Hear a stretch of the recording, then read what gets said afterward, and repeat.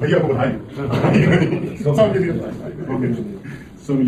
तो फाइनली पवन सिंह का गाना जो स्त्री 2 में रिलीज़ हुआ था आई नहीं, उस गाने ने इतना बड़ा रिकॉर्ड कायम कर दिया है भाई।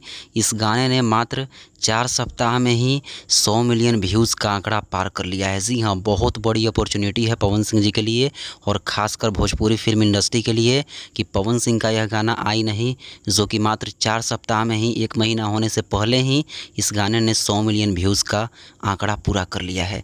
ऐसा अभी तक कभी भी नहीं हुआ है भोजपुरी फिल्म इंडस्ट्री में। और भाई सैल्यूट है पवन सिंह जी को। और भाई इसीलिए तो कहा जाता है कि पावर यहीं से शुरू होता है और यहीं पे ख़त्म। तो कुछ लोगों को मिर्ची लग जाती है, बट पवन सिंह में रियल पावर है। आज पवन सिंह जी ने फिर से साबित कर दिया।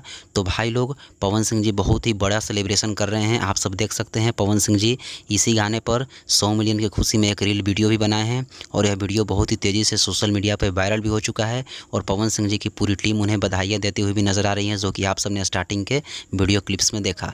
बाकी आप सब इस वीडियो को शेयर करिए। मिलते हैं नेक्स्ट वीडियो में। धन्यवाद।